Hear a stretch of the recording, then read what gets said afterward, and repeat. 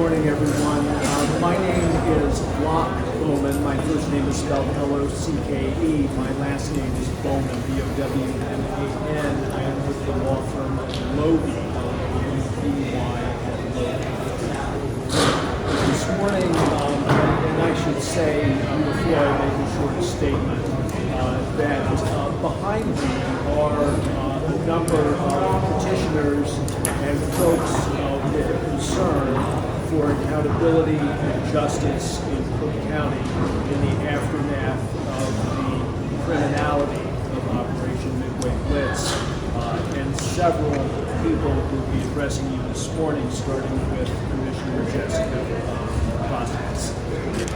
Let me just say first that what we heard today was Judge Reddick's roadmap for how the movement for accountability for federal criminality in Cook County during Operation Midway Blitz must proceed. And the path to accountability does not end here. The path to accountability is long and winding, and we, the citizens of Cook County, are committed to pursuing that path and that quest for accountability and justice. What does that path look like? It is through the Chicago Police Department and other law enforcement agencies around the county who must, and Judge Reddick has made this very clear, undertake investigations of the criminality that occurred by federal law enforcement and handle those investigations adequately and competently. We will be knocking on their doors. We will insist on investigations. We will insist that those investigations take place with effectiveness. And when the investigations happen, we will expect that pursuant to her protocol, the Cook County State's Attorney undertake the appropriate next step, which is prosecution and conviction of criminal federal law enforcement officers whose misconduct we're all very familiar with because we've seen it unfortunately on TV. Let me introduce you to first Commissioner Jessica Vasquez, who will speak to you and introduce others.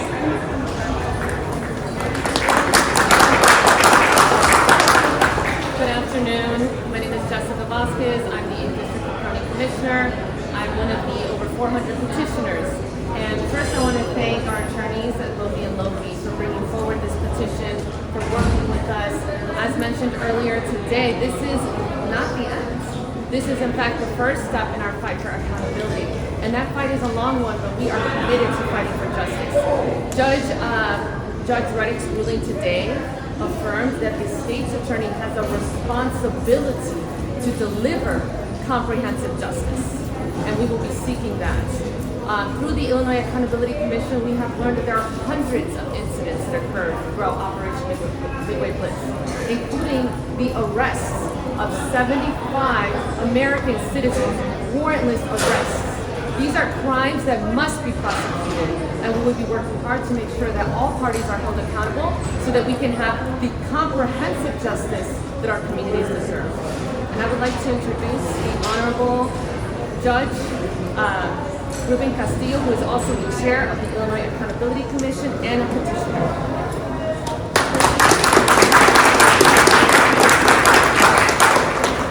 Well, it's a hard day for Chicagoans. The road to accountability just got longer, but it still exists. Essentially, when you really look at the ruling that just was made, Judge Reddick has said that if the state's attorneys sat here and saw someone killed outside the criminal court, they could not investigate that. They would have to wait for the police department to come and investigate that, and then they could potentially prosecute. That is the way this is going to play out. It's a very technical ruling on the part of the judge. I understand it. I respect it. all this is going to do, and Judge Reddick did say there's overwhelming evidence of crimes having been committed by federal agents working on behalf of ICE and Customs Border Patrol. That much is clear. You've all seen it on videotape. So all that's going to happen now is all of these victims, including Miss Martinez, who was shot 5 times, all these children, their parents who were tear gassed, police officers who were tear gassed, they're going to go to police stations and they're going to file complaints. And the road is going to be a little bit longer and justice is going to be delayed. But justice will come. Accountability will happen. Agents will be investigated. Yesterday's New York Times, which I brought with me, has reports of Minnesota charging federal agents. You've all seen it. We will get to that point, but it will take longer after today's ruling. So we just have to be patient. It will happen, and accountability will proceed, because the alternative is that federal agents can come here, commit crimes, and walk away. I don't think that's what Chicagoans want. I don't think that's what the law requires, and that is not the world we're going to live in. Thank you.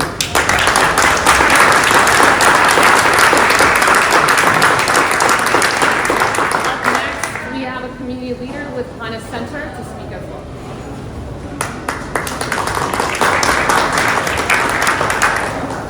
Good morning. My name is Choi, H-A-H-R-I-M-C-H-O-R, and I'm the organizing fellow of HANA Center and the member organization of the Illinois Coalition for Immigrant and Refugee Rights. As a coalition, we fought and won important protections for communities at the state and local level.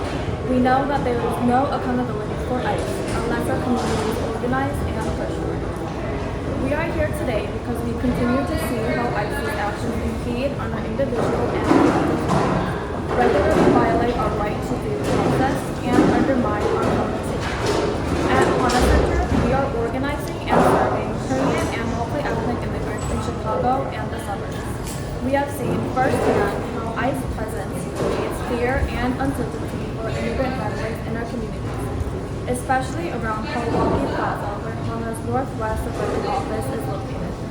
Through our rapid response efforts, we have supported families navigating detention risks and heard directly from the youth at our HANA Suburban Youth Council, who testified before Prospect Heights City Council about the fear and challenges their families face every day.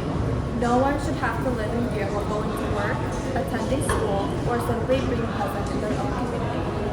We should not have to show up to court hearings week after week just to ensure that the crimes ICE and CBP agents have committed against our communities are investigated. Our communities should not have to fear that attending a court date will lead to separation from their families. Accountability is long overdue, and our communities are demanding justice. We will continue to show up, document, and organize to protect our communities, because at the end of the day, we keep each other safe. We will continue to advocate for accountability. Proactive steps must be taken against ICE's violence and harm, which have impacted and continue to impact immigrant communities and all residents of Cook County. Our communities need a safe attorney that will do the work to address these violations. There is more work to do, including here in Cook County. We will work together as community members, rapid response teams, and organizations to get this done. Every day, neighbors can contribute looking after one another and share vital Know Your Rights information and connect with local organizations. Or organizing begins with you. If you see ICE activity or need legal support, please call the ICER hotline at 855-435-7693 to be connected to legal and community resources. Thank you.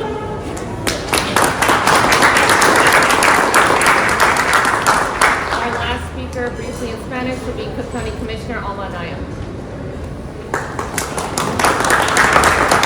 Buenos días, me llamo Alma Anaya, comisionada del séptimo distrito del condado de Cook. Yo represento la área donde Midway Blitz empezó, el suroeste de este condado, de esta ciudad, los barrios como La Villita, que hemos visto muchos ataques, el lugar donde se balació a Marimar, este distrito. La operación empezó a unas cuadras de donde yo vivo. Y hoy lo que estamos haciendo es seguir con nuestro llamado por justicia. Aunque la decisión este día quizás no nos asegura que esa justicia va a empezar hoy día, lo que nos asegura es que tenemos un lugar, una como se dice, tarea en asegurar que todas las personas que han sido víctimas de los ataques de ICE, que vayan a hacer su reporte de policía, que vayan a exigir que nuestras agencias, no nomás de policía, pero también nuestras agencias de gobierno, hagan todo lo posible por justicia. Porque aunque nomás fueron 415 personas o personas que fueron como peticiones en esta específica, este lugar, este caso, son miles de personas que han visto estos ataques. Vimos aquí en el condado que una persona fue asesinada por ICE. Vimos que una persona fue balaceada por ICE. Pero hemos visto muchas más personas, niñas, aquí, no tan lejos de aquí en Cícero, de 2 años que le tiraron gases lacrimígeros, tear gas. Y estas cosas son de personas cobardes, de personas que no tienen ese tipo de corazón a nuestra comunidad, y lo que nosotros estamos haciendo es que vamos a luchar más. Esas miles de personas aquí nomás en este condado que necesitan justicia, no nomás de las agencias policiales, pero también del fiscal. Aquí vamos a hacer más y más y más, y nos vamos a unir, y eso es lo que vamos a continuar luchando, no nomás como electos, pero como líderes comunitarios, porque es lo que se merece a nuestra comunidad. Aquí vamos a estar en la lucha hasta la victoria.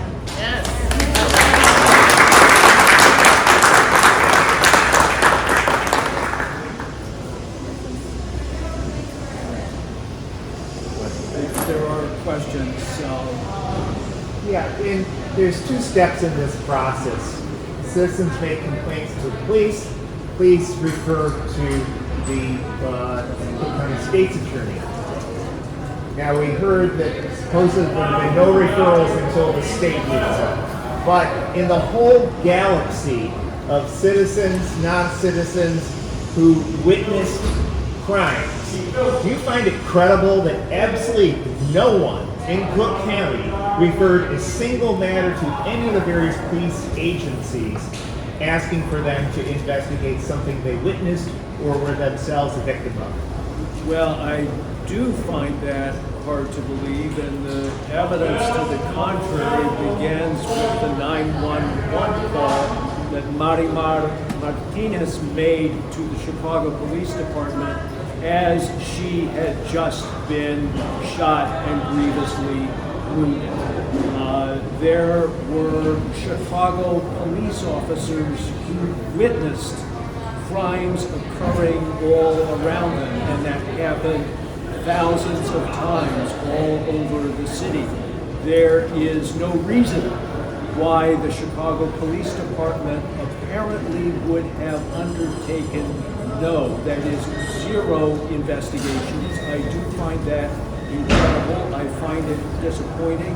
What is clear and imperative is, as has been said, that folks with information, folks who are victims of criminal misconduct by federal officers, need to go to the Chicago Police Department and make themselves heard, need to fill out whatever blessing form needs to be filled out, and need to insist that investigations occur and to expect that those investigations will be accurate.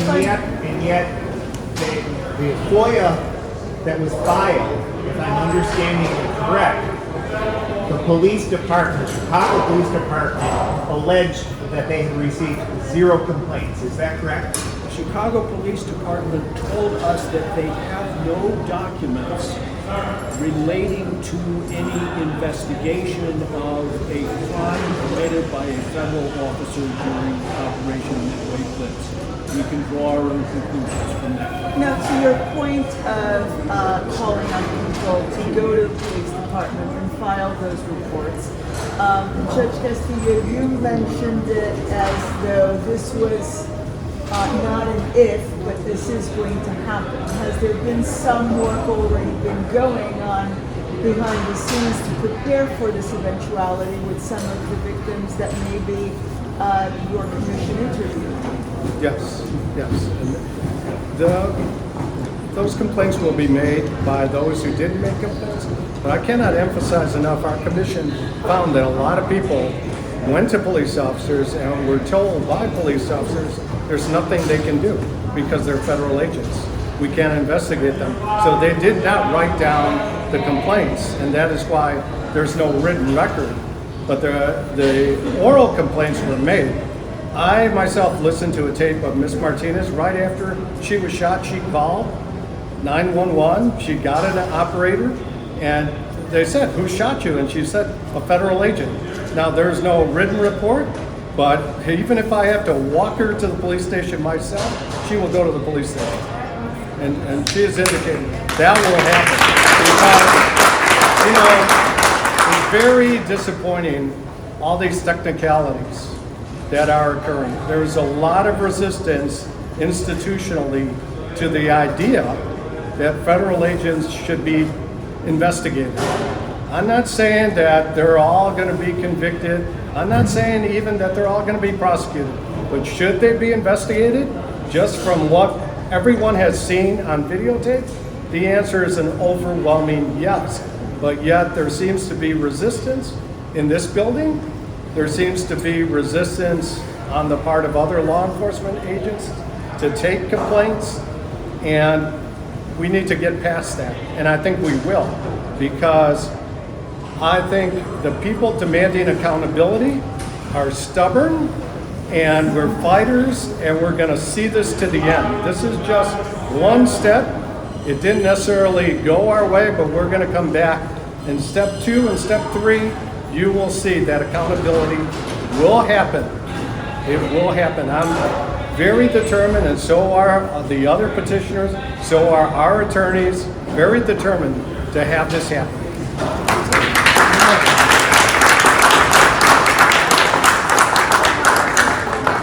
Yeah. Could you elaborate a little bit more on what you guys are looking to cities like Minneapolis, for example, in terms of prosecuting these federal agents? Because to my understanding, in Hennepin County and Minneapolis, they didn't have any sort of issues targeting the second federal agent involved. They have a much more sympathetic state's attorney.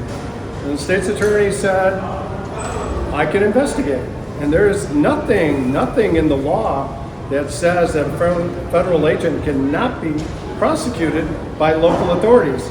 Yes, there's going to be roadblocks. It's going to be a long investigation and potential prosecution. They will have the right, if they are charged, to remove that case to federal court. And then a federal judge will have to decide if it was within the scope of their duties to have undertaken whatever action they took. If an agent tear gassed a 2-year-old, if an agent shot Miss Martinez 5 times, a district court judge will have to decide, was that reasonably within the scope of their duties as a federal law enforcement agent? That is going to be a determination. But that doesn't mean you can just come in because you happen to have a federal badge and do whatever you want. Think about that. They can do whatever they want and not be prosecuted? How far are we going to take that? That's not the country we have. It just simply is not. In Minnesota, my understanding, they don't have state or case law like we do. Yep. I mean, like, the two rules seem to have changed quite a bit, accepting the judge's ruling, which relied quite a bit on technology. So, I mean, like,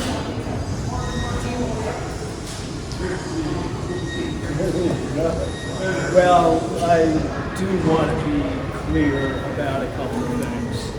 Judge Reddick is careful jurist. We respect her office, and I want to be very clear about that before I say that I could not disagree more with what happened this morning. I could not be more disappointed. The reality is, as we have seen, that crimes were happening all around the Chicago Police Department. They were victims of crimes. They were witnesses to crimes. They heard about crimes through 911 and through thousands of people who came to them on the spot and said, Lord, can you stop this? So the idea that the Chicago Police Department has somehow behaved adequately is, in my judgment, wrong, and I'm disappointed. Disappointed that Judge Reddick, whose office I hold in deep regard, chose a path of technicality and declined to appoint a special prosecutor this morning. I don't want to be ambiguous about that before I go on to say. So now it's on us. And as Judge Castillo said, as others have said, this does not end here. We don't rest with this outcome. It is not acceptable that crimes happen all over the city of Chicago and that we collectively shrug our shoulders and walk away. We care about our neighbors in Chicago just as folks do up in Minneapolis. And we will achieve accountability. But to be clear, are you doing? It sounds like you're saying, instead, having to correct anyone who was injured by the use of federal agents to just make police. So, are you open? We expect that the road to accountability will continue. Judge Reddick has told us the path that has to be taken in her view. We have no choice now. We have no choice. We will not abandon the path. We will insist on accountability. Folks who were victimized by these crimes, folks who care about justice, are not going to rest. We are going to do whatever it takes to achieve accountability. Given your incredulity about the amount of investigation that's been done on some of these crimes up until now, how confident are you that going to Chicago police and other law enforcement agencies are going to yield the kind of thorough investigations that you think these cases warrant? We will find out what happens next, and we will demand accountability from the Chicago Police Department, from the Cook County State's Attorney, from the judiciary here in Cook County, and we will not rest until there is accountability. If I actually may jump in on that really quickly. So I think this is where community organizing plays a very pivotal role. We didn't get to this petition through a legal lens. We got here through community organizing. We had folks in rapid response documenting these crimes. We had people coming to the hearings of the Illinois Accountability Commission. This petition came to reality because we have folks on the ground who are willing to spend their free time, who are willing to put themselves out in spite of what could happen to them with this authoritarian regime. And so we will be organizing to make sure that our local law enforcement is doing their job. We need all of our parties to do their job. And there were people who attempted to file police reports. We will be coming back to them again, and we are going to make sure that they're not going alone. We will go with them, and we will have eyes, and we will watch what is happening.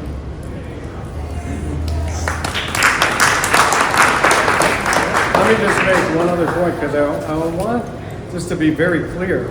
Since I was chair of the Illinois Accountability Commission, on April 30th, we released a report, 204 pages. A referral was made to the Chicago Police Department in that 204-page report. That should alone generate the type of investigations Judge Reddick is looking for. So this could be just a moving target, if you will. They responded to the Freedom of Information request before that referral was made by our commission. That was a state-authorized commission that Governor Pritzker appointed.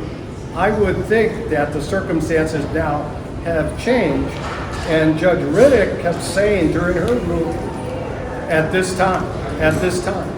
time, meaning that when things change, as she made very clear at the end of her ruling, that Mr. Bowman and the petitioners have a right to come back to her and say, this is changed circumstances, now there are police investigations, and this is what has happened. So that road is open, it's just got a little bit longer today, and we have to accept that. Judge Castillo, I don't pretend to know your entire case history when you're on the bench because you're the judge Right. of the court. And you've seen, I'm sure, dozens, hundreds of cases thrown out because the due diligence was not done by AUSAs on the front end. Right. Already seeing a couple of those cases happen now, like the example of the man who was accused of being a gang member who went to trial in January, Right. and then the jury on the Right.